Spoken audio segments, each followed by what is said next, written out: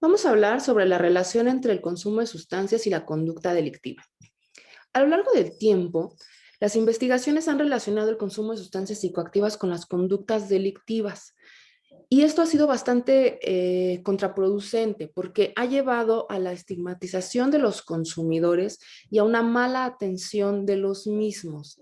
La dirección que hay de asociación entre estas variables aún no queda clara. O sea, no sabemos si las sustancias psicoactivas operan como un factor de riesgo, un factor predictor o un factor mediador, o cómo está asociado con la conducta delictiva. Hay algunas hipótesis, unas que dicen que el consumo de drogas o de sustancias psicoactivas causa la delincuencia, que la delincuencia causa el consumo de drogas, y la tercera es que no existe una relación de causalidad entre el consumo de sustancias psicoactivas y la delincuencia, porque ambos comportamientos tienen determinantes comunes, entonces por eso los vemos en muchas ocasiones presentes en la misma persona. ¿Qué sabemos sobre si las sustancias psicoactivas causan delincuencia? Bueno, hay algunas hipótesis que tienen que ver con la necesidad económica para cubrir el coste del consumo de las sustancias psicoactivas y que llevan a la persona a cometer ciertos delitos, ¿no? La segunda es que los efectos farmacológicos aumentan la posibilidad de que alguien cometa conductas delictivas.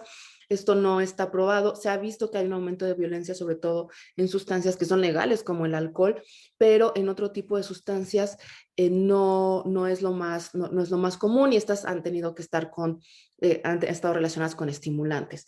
La otra tiene que ver con que el consumo de sustancias puede llevar a la comisión de delitos sistemáticos. ¿Qué quiere decir esto?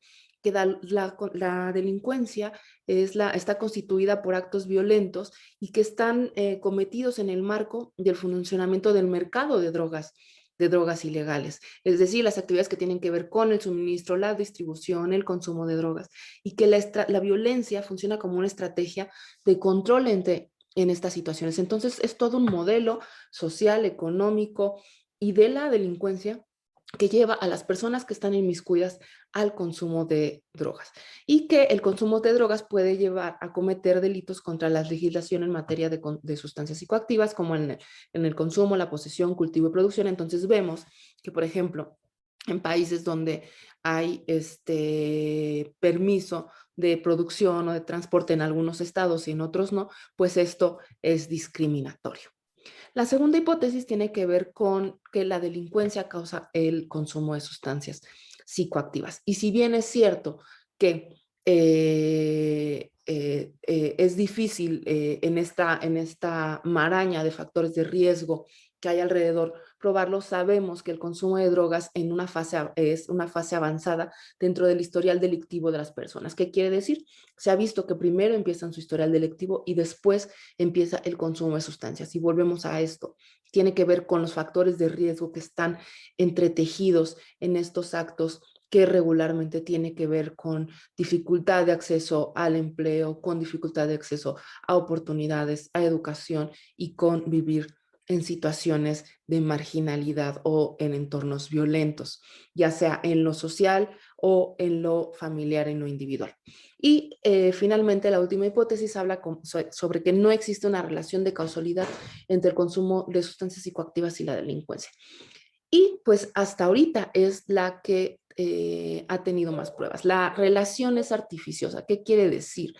Que se ha visto que no hay una causalidad, es decir, ni la delincuencia causa un consumo de sustancias, ni el consumo de sustancias causa la delincuencia. Ambos tienen factores determinantes que son corresponsables de ambos sucesos. Entonces, puede ser común que se presenten ambos sucesos en una persona cuando estos factores de riesgo están determinados. Por lo tanto, las estrategias que van hacia la disminución del consumo de sustancias psicoactivas y la prevención del consumo deberán abordar los factores de riesgo que también van a disminuir las violencias y que también van a disminuir los actos delictivos. La Oficina de las Naciones Unidas contra la Droga y el Delito habla de ciertas situaciones que se tienen que dar para prevenir tanto el consumo de sustancias como las violencias y las conductas delictivas que tienen que ver con mejorar el desarrollo económico, mejorar la rehabilitación urbana y que esté centrada en las personas, que haya asociaciones entre múltiples organismos federales, estatales, municipales y ciudadanos, y que haya intervenciones de justicia restitutiva con base comunitaria para que esto pueda funcionar. Entonces, ¿qué es lo que podemos y debemos saber, ¿no? Que relacionar a las personas consumidoras con forzosamente conductas delictivas es estigmatizante, que los problemas de consumos de sustancias psicoactivas son problemas de salud mental y se deben atender por especialistas en salud mental. Y cuando las personas están involucradas tanto en actos delictivos como en consumo de sustancias, a la par, tiene que haber programas especiales y abordajes especiales para estas personas, tanto de justicia como del derecho a la atención a la salud que ellos tienen. Así que es importante poder entender esto, ubicarlo dentro de las violencias para así poder dar atención adecuada e integral y además disminuir el estigma que hay hacia las personas consumidoras. Espero que les guste esta parte del curso.